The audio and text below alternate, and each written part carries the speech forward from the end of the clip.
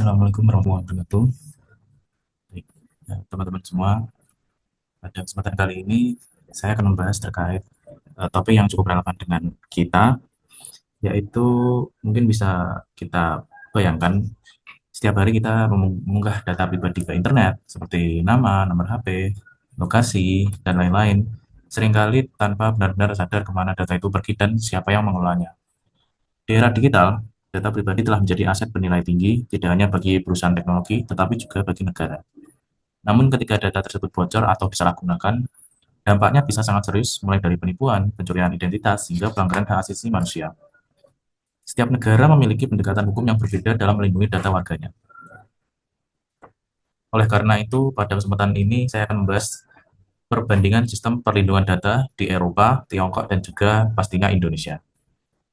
Dengan saya, Dimas Tonugroho, dengan NIM 023.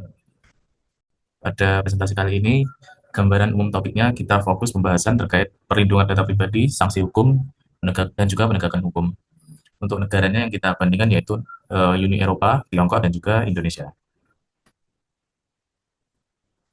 Untuk yang pertama yaitu Uni Eropa dengan GDPR atau General Data Protection Regulation. Untuk kelebihannya sendiri dari GDPR itu ada tiga, yaitu standar perlindungan data sangat tinggi, sanksi tegas dan efek jerah, yang terakhir yaitu hak individu sangat kuat. Dilansir dari hybrid.co.id, GDPR diakui sebagai regulasi perlindungan data terkuat di dunia.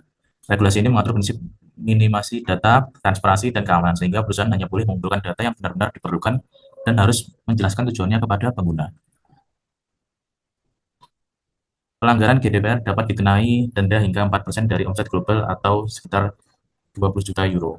Contoh nyata adalah Amazon, yang didenda ratusan juta euro, membuktikan bahwa sanksi GDPR benar-benar diterapkan dan memberi efek jerah bagi perusahaan besar. Pengguna memiliki hak seperti akses data, koneksi data, penghapusan data. Hak ini diawasi oleh otoritas perlindungan data independen sehingga posisi penggunaan lebih kuat dibanding perusahaan. Untuk kekurangannya sendiri dari Uni Eropa GDPR ya, yang pertama yaitu beban kepatuhan tinggi bagi perusahaan dan juga penegakan tidak merata di semua negara Uni Eropa. Aturan GDPR sangat rinci dan kompleks, sehingga memerlukan biaya besar untuk kepatuhan, terutama bagi UMKM dan juga startup. Beberapa negara kekurangan sumber daya pengawas, menyebabkan proses penanganan pelanggaran bisa lambat. Yang selanjutnya saya bahas terkait Tiongkok, yaitu PIPL, Personal Information Protection Law. Untuk kelebihannya sendiri, Tiongkok yaitu penegakan hukum sangat tegas, yang kedua kontrol negara terhadap data sangat kuat. Pelanggaran PIPL dapat dikenai denda hingga 5% dari omset tahunan. Contoh kasus Dior, Cina, yang dikenai sanksi akibat pelanggaran transfer data lintas negara. Negara memiliki kewenangan penuh mengawasi pengelolaan data demi keamanan nasional dan stabilitas sosial, sehingga kepatuhan perusahaan relatif cepat. Untuk kekurangannya sendiri, PIPL itu yaitu perlindungan hak individu itu terbatas, dan juga kurangnya transparansi penegakan hukum. Kepentingan negara sering lebih diutamakan dibanding privasi individu. Pemerintah dapat mengakses data menggunakan tanpa mekanisme keberatan yang kuat. Kurang banyak kasus pelanggaran tidak dijelaskan secara detail ke publik sehingga sulit dievaluasi secara akademik. Dan yang terakhir tentu saja Indonesia yaitu dengan UU ITE-nya. Untuk kelebihannya yaitu menjadi dasar hukum aktivitas digital. Yang kedua memberikan sanksi pidana terhadap akses ilegal.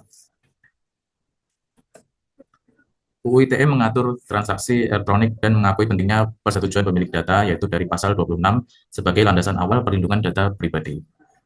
Pasal 30 dan 32 melarang akses dan penyebaran data tanpa izin dengan ancaman pidana bagi pelaku.